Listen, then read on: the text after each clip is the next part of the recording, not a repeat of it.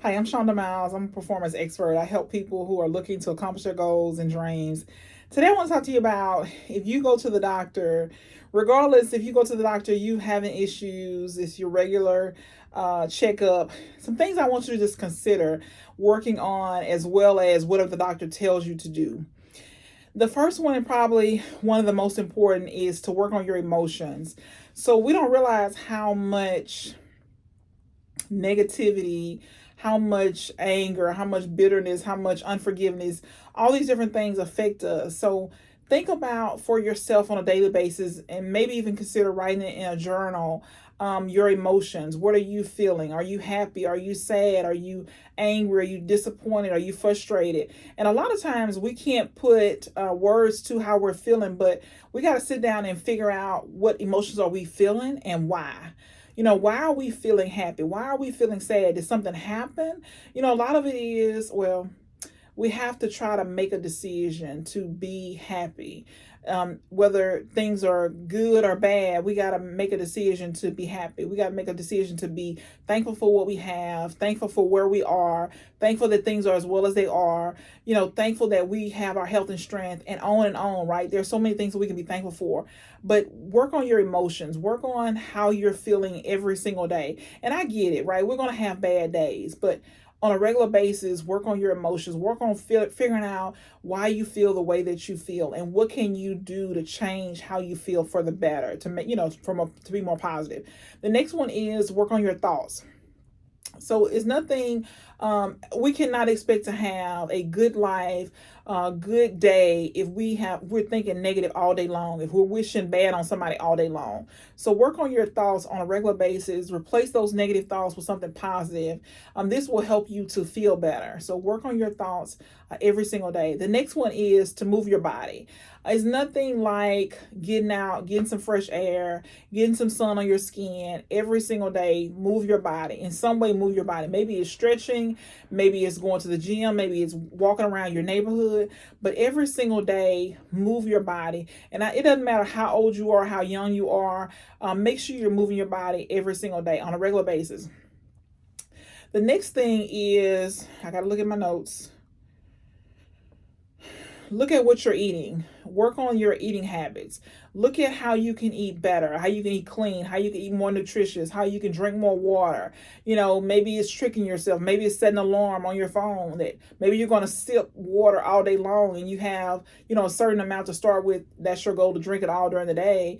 But maybe you sip on it. But make sure you look at what you're eating. Are you eating a lot of things that are not good for you? Are you, just kind of evaluate what you're eating every single day. And I think more importantly is what you're eating, how it affects your body. How does it feel? Do you have aches and pains after you eat it? Do you have, like, acid reflux tears me up? So just kind of looking at, okay, what can you do? What is it what foods bring on acid reflux or make it worse? But look at what you're eating. If you want to, if you're going to the doctor for whatever reason, make sure you're evaluating these things to try to help yourself. Because I don't have to tell you that, the healthcare system is the healthcare system because of money, of profit, of greed, right? And so most doctors are not concerned about you getting better. They're just concerned about you, coming to them on a regular basis, prescribing medications that will eventually make you worse, all the things, right? And then two, I think about, this is my life, this is my body, this is my responsibility. So I need to put the best foods in this body. I need to have the best thoughts, think positive. I need to be doing the things that I need to be doing every single day to help myself to feel better and to be better.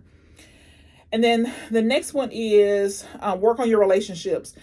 It is important that we realize how important our relationships are. Maybe it's saying thank you, I appreciate you, I see what you're doing, I appreciate it. Maybe it's saying I'm sorry. Maybe it's inviting somebody to lunch, saying hello, giving somebody money that they can take their family out, whatever it is. But work on your relationships. Maybe it's texting somebody and saying I'm just checking on you. Maybe it's a phone call.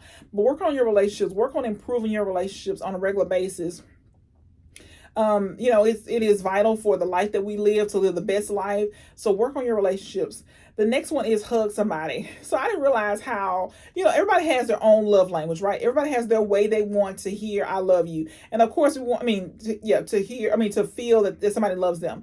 We have our ways, right? Some people want to hear I love you. Some people want to be hugged. A hug helps a lot of people, right? Sometimes we hug somebody and we think it's for them, and it's actually for us. It helps us to feel better. So hug somebody today and watch how this helps you. This helps you feel better. The next one is volunteer. Go out and help somebody else. No matter what it is, it doesn't matter if it's at the American Red Cross, if it's the food bank. Go somewhere and help somebody else. Go and volunteer. You will notice how it takes your attention off of yourself. It takes your attention off of the aches and pains that you have. It gives you greater purpose. It gives you greater fulfillment. So help somebody else today. Go and volunteer. The last one is talk it out with somebody. We go to the doctor and we don't realize how these aches and pains that we have in our body have a lot to do with issues that we have not addressed, things that we don't have anybody to talk to about, or we haven't considered talking to somebody else about, or we hadn't journaled about it.